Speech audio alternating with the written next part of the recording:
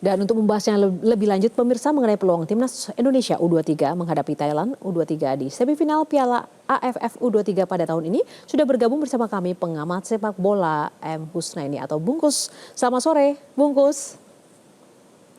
Selamat sore, Yohana.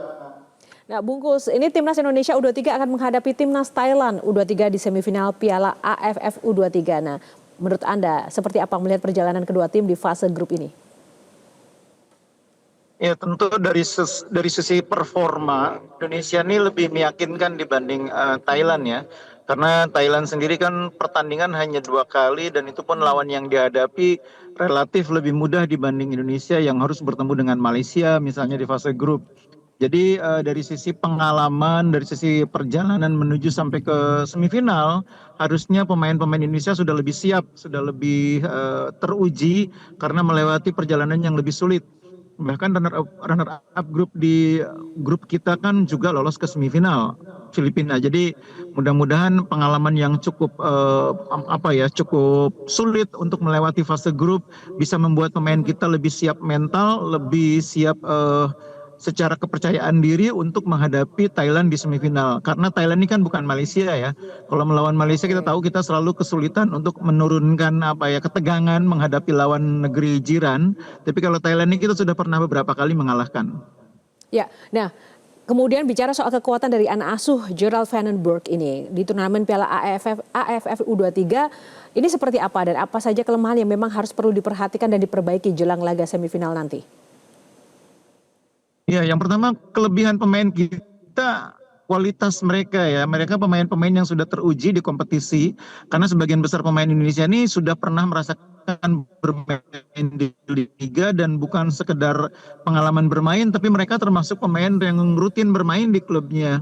Pemain-pemain seperti Kadek Arel, Kakang, Arhan Fikri itu semua pemain yang reguler bermain untuk klubnya masing-masing.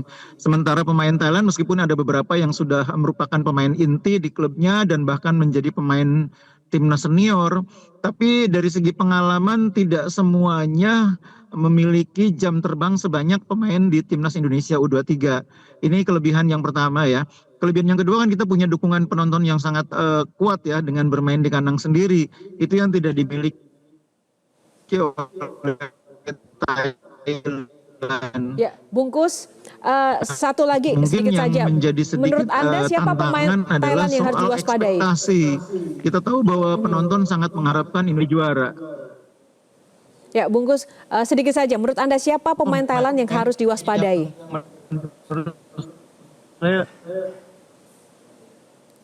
Baik, Bungkus, apakah Ada masih bersama beberapa kami? pemain yang sangat berbahaya di lini depan, kemudian ada Seksan yang bermain di lapangan tengah.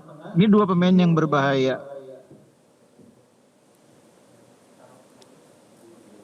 Baik, Bungkus, apakah masih tersambung bersama kami?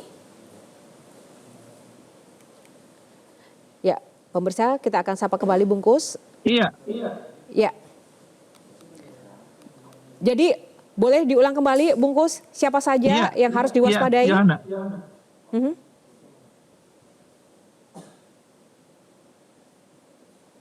Banyak ini pemain yang punya pengalaman bagus juga dan dia cukup tajam penyelesaian akhirnya, pernah mencetak gol juga di fase grup ya.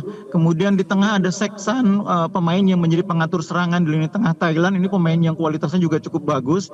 2 pemain ini saya pikir harus diwaspadai oleh pemain-pemain Indonesia. Baik. Terima kasih Bungkus untuk ulasannya bersama Metro hari ini. Semoga ada kabar baik nanti dari hasil pertandingan semifinal ya antara Indonesia dan juga Thailand. Selamat sore.